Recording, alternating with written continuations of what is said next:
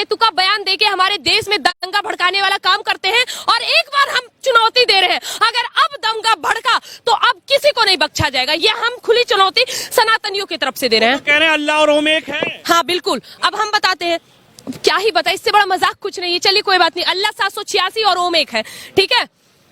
अब आप पहले मुझे ये बताइए, आपको इसका क्या उदाहरण दे? धार्मिक उदाहरण सुनना पसंद करेंगे या साइंटिफिक उदाहरण? क्योंकि मदनी साहब को दोनों में से कुछ नहीं समझ आने वाला, इसलिए हम आपसे पूछ रहे हैं, आप बताइए। जमीयत उलेमा हिंद के राष्ट्रीय संरक्षक मदनी साहब का यह कहना है कि देश में, दुनिया में अगर कोई धर्म सबसे पहले आया तो वो आया इस्लाम। खुशबू मेरे साथ बातचीत करने के लिए है। सबसे पहली प्रतिक्रिया खुशबू से ही लेंगे। क्या कहेंगे? पहले आप तो मुस्लिम थी, ये तो मदनी साहब कह रहे हैं, उसके बाद परिवर्तन हो गया। अभी बस उनको इतना कहिए कि अपने 7 पुस्तक का कागज निकल के दिखा दीजिए।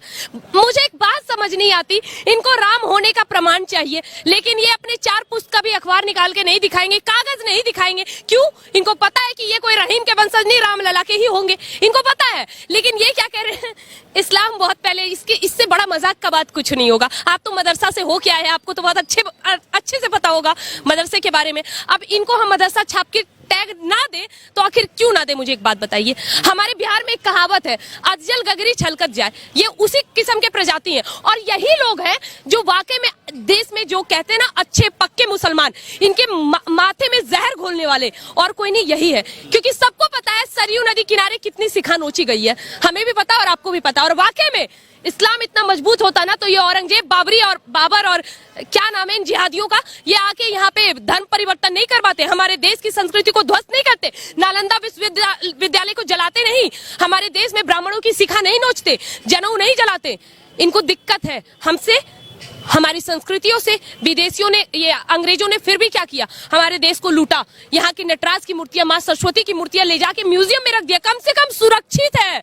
लेकिन इन लोगों ने क्या किया, हमारे सभी मंदिरों को तोड़ा, वहां मस्जिद बनाई।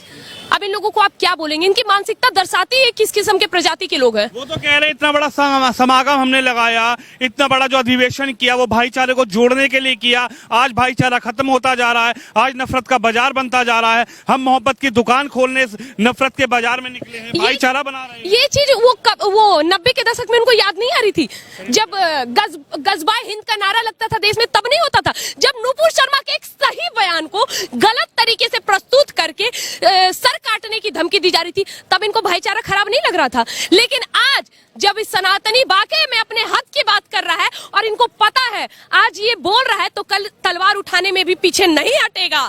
इनको दिक्कत और इनको डर केवल और केवल इसी बात की है और इसी चीज से इनको पता है कि अगर वाकई में अभी आपको क्या लग रहा है केवल सारी गलती मुसलमानों की है? बिल्कुल नहीं, गलती है तो है केवल और केवल इस देश के हिंदुओं की। मैं 100% दावे के साथ कहती हूँ, अगर इस देश का सनातनी चाहे तो वही होगा, जो ना चाहे नहीं होगा। अगर हमारे देश का माहौल खराब हो रहा है, अगर हमारे देश में लफ्ज़ जिहाद हो रहे हैं और अगर हमारे देश की संस्कृति को ध्वस्त किया जा रहा है तो कोई मुसलमानों की नहीं बल्कि हिंदुओं की देन है। क्या कहेंगी? उस मंच पर जब मैंने देखा, उस मंच पर जैन धर्म के लोग थे, उस मंच पर सनातन के मानने वाले भी कुछ लोग थे, लेकिन जब ये बात हुई तो एक जैन मुनि ने पूरे मंच से लगभग लाखों की भीड़ में खुलकर बोला कि मैं मदनी साहब के बयान से, इनकी बात से सहमत नहीं हूं, और वो मंच को छोड़कर वहां से निकल गए। बिल्कुल सही, क्योंकि उनको भी पता है किस तरह कुतुब मीनार में आज भी दीवारों पे लिखे हुए कि इतने हमारे देश में जैन मंदिर और हिंदू मंदिरों को तोड़ा गया है। उनको पता है, आपको पता है, जो हमारे देश के असली सनातनी है, जिन्होंने अपना ग्रंथ पढ़ा हो, जिन्होंने अपना शास्त्र पढ़ा हो, जिन्होंने अपना शस्त्र सीखा हो, और इस देश के बुद्ध और इस देश के जैन, इस देश के सिख, उन लोगों को पता है कि सनातन धर्म क्या है। और बाकी की तो मैं तुलना ही नहीं करूंगी, लेकिन कुछ हाथ पे गिने चुने मुसलमान हैं जिनको वाकई में माथे पे बैठाने का मन करता है। चाहे आप डॉक्टर एपीजे अब्दुल कलाम का नाम ले, चाहे आप डॉक्टर रिजवान अहमद का नाम ले, चाहे आप डॉक्टर तारिक फतेह का नाम ले, इन लोगों से बड़ा स्कॉलर है क्या ये मदनी? इनसे बड़ा स्कॉलर है? इनसे जाके पूछे कि क्या मतलब होता है कुरान का, क्या मतलब होता है इस्लाम का, और एक्चुअल में क्या है इसका अर्थ।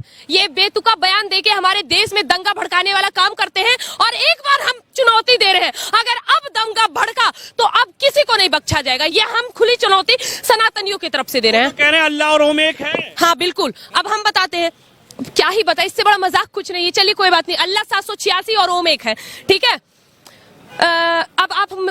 मुझे ये बताइए, आपको इसका क्या उदाहरण दे? धार्मिक उदाहरण सुनना पसंद करेंगे या साइंटिफिक उदाहरण? क्योंकि मदनी साहब को दोनों में से कुछ नहीं समझ आने वाला, इसलिए हम आपसे पूछ रहे हैं, आप बताइए। चलिए, अब धार्मिक का बात, ओम, ओम है ना, ओ उ म, ये 3 अक्षरों से बना है। ओ जिसका अर्थ होता है गर्भनाल, जो बच्चा अपनी माँ के गर्भ में होता है और उसका नाभि जो उसके गर्भनाल से अटैच होता है, जिससे वो खाने का आदान प्रदान करता है, जिससे एक बच्चे का जन्म होता है। ब्रह्मा, क्योंकि हमारे ग्रंथ में ब्रह्मा को जन्म देने वाला देवता कहा गया है। ऊ जिसका उच्चारण हृदय से होता है और जिसका तात्पर्य जीवन यापन से रिलेट करता है, और जो जिम्मा हमारे विष्णु देव ने उठाई है। माँ जिसका उच्चारण कंठ से होता है और जिसका अर्थ विनाश होता है, कंठ गया तो आप नहीं बचोगे, इसका अर्थ विनाश होता है, जो हमारे आराध्य महादेव का है। बन गया ओम, यानी कि ब्रह्मा विष्णु महेश तीनों से मिलाकर बना ओम। अब आइए तीसरे में हम आते हैं, दूसरे में आते हैं, साइंटिफिक रीजन। हम जानते हैं आपको धार्मिक रीजन नहीं समझ आएगा, आप साइंस की तरफ चलते हैं, वो भी नहीं समझ आएगा उनको, फिर भी बताते हैं। ये राफेल पताई एक शोध करता है, मदनी साहब पहले ये सुन लीजिएगा क्योंकि आपको तो पता नहीं होगा राफेल पताई कौन है। राफेल पताई एक शोध करता है, जिन्होंने अपने शोधकर्ता में अपने बुक में लिखा है द जीनियस माइंड, उसमें उन्होंने ये व्याख्या की है कि ओम को अगर आप सही तरीके से देखें तो वो 786 को हिंदी अक्षरों में लिखे, और उसके बाद आप उसे गौर से देखें, हाँ ये साबित हुआ कि वो ओम 786 ही है। मैं एक सवाल ये भी जानना चाहता हूँ खुशबू आपसे, अभी हाल फिलहाल में ही बड़ी चर्चा चली रामचरितमानस को लेकर, उसके बाद बड़ी चर्चा चली समाजवादी पार्टी के कद्दावर नेता, हालांकि जो बसपा में थे फिर भाजपा में थे फिर समाजवादी की गोद में चले गए, वो कहते थे हम शूद्र हैं, ब्राह्मण हैं, ठाकुर हैं, लेकिन मदनी के इस बयान से आखिर उन लोगों को क्या हुआ? वो क्यों नहीं बोले जब मदनी साहब ने ये कहा कि पूरा जो दुनिया थी, पूरा जो पहला व्यक्ति था वो इस्लामिक था, वो मुस्लिम था, तो आज ये लोग कहां चले गए? क्योंकि इन्होंने केवल राजनीतिक सत्ता के लिए अपना खतना करवा लिया है। जी हाँ, बिल्कुल यही हकीकत है, क्योंकि इन्होंने अब लिहाज भी छोड़ दिया है। ये लोग इस हद तक गिर गए हैं कि सत्ता पाने के लिए जिस तरह हमारे देश को तोड़ दिया गया केवल धर्म के आधार पे, अब इन्होंने धर्म को एजेंडा बनाया सत्ता पाने के लिए। ठीक उसी तरह जिस तरह प्रधानमंत्री बनने के लिए देश को 2 टुकड़े में बांट दिया गया, ठीक उसी तरह इन्होंने धर्म को एजेंडा बनाया, वो भी सनातन धर्म को, कि अगर कोई मुसलमान बोल रहा है तो अरे कोई बात नहीं, लेकिन कोई हिंदू अपने धर्म के बारे में बोल रहा है तो उन्हें गालियां पड़ेगी, उनके अगेंस्ट बोलेंगे, रामचरितमानस को जलाएंगे, रामचरितमानस को पर अभद्र टिप्पणी। क्या था? अधम जात में विद्या पायो, भयु यथा आहि दूध पिलायो, जिसका अर्थ होता है कि एक शूद्र को शिक्षा देने का तात्पर्य वही है अगर आप सांप को दूध पिलाने के जैसा। बिल्कुल सही, शूद्र को शिक्षा नहीं देनी चाहिए। किस शूद्र को? वेद पढ़ाए उन्होंने, पूछे किस वेद के किस छंद में ये चीज उच्चारण बताया गया है? वेद में साफ साफ ये चीज लिखा गया है। चलिए, वेद के बारे में किनको बता रहे हैं, ये तो खुद मदरसा छापे। चलिए आते हैं हम जिनको मानते हैं।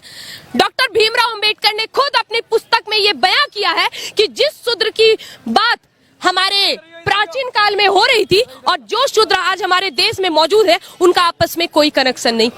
ये है हमारे देश की सच्चाई। जिनको ये नहीं पता कि ब्राह्मण का अर्थ क्या होता है, वैश्य का अर्थ क्या होता है, राजपूत का क्या अर्थ होता है, शूद्र का अर्थ क्या होता है, ये सारी चीजें जिसको ये नहीं पता, और वो ऐसी टिप्पणी करते हैं जो अपना धर्म भूल के ये सारी काम करते हैं। क्या लगता है ये वहां पर जो पंचायत बुलाई गई थी, जो सभा बुलाई गई थी मदनी साहब की तरफ से, वो इसलिए बुलाई गई थी कि कहीं ना कहीं अपने मुद्दों पर बात करें, लेकिन मदनी ने उन्होंने ये बयान जब से दिया है कि भाई पहला इस्लाम दुनिया में आया, इसके बाद एक बवाल राजनीतिक में ही मच गया। क्यों ये बयान देना पड़ा? जब अपने मुद्दों पर बात हो रही थी तो दूसरे धर्मगुरु भी थे, जैन धर्मगुरु भी थे, हिंदू सनातन धर्मगुरु भी थे, तो क्या लगता है मदनी साहब ने बयान कैसे दे दिया? डॉक्टर रिजवान अहमद को तो आप जान रहे होंगे, उन्होंने एक बात बताई है, यहाँ पे मुझे मुसलमानों से बैर नहीं, मुझे जयचंदों से दिक्कत है, ये मैं हर बार कहती हूँ, लेकिन कुछ लोग अपना पेट पालने के लिए रोस्टिंग करते हैं। चलिए अब मैं सच्चाई बताती हूँ। पैगंबर साहब को मानते हैं ना? पैगंबर साहब ने खुद ये कहा है कि 1600 या 1400 ईसा पूर्व के बाद, यानी 1400 ईस्वी खत्म होने के बाद इस्लाम धर्म को, कुरान को खत्म कर दिया जाएगा। तो क्या 20 से 40 साल बाद ये कुरान को खत्म करेंगे? इन लोगों से जवाब चाहिए। इन लोगों ने सिर्फ एजेंडा बनाया है। देखिए, माहौल शांति चल रहा है, लेकिन इनको लाइमलाइट में आना है, इनको देश के मुसलमानों को भड़काना है, इनको इस देश में दंगे करवाने हैं। सिर्फ इसी वजह से ये सारी चीजें कर रहे हैं। जी तो देख सकते हैं ये तस्वीर है मदनी के बयान के बाद। आखिर खुशबू पांडे का क्या कहना है? मदनी जो जमीयत उलेमा हिंद के संरक्षक हैं, उन्होंने एक बयान दिया कि दुनिया में सबसे पहले इस्लाम आया, लेकिन दुनिया की, देश की जनता इस पर क्या बोल रही है ये आपने सुना। आपकी इस खबर पे, इस वीडियो पे अपनी राय जरूर रखिए, इस वीडियो को शेयर करिए। कैमरामैन शिवम यादव के साथ विनोद शर्मा।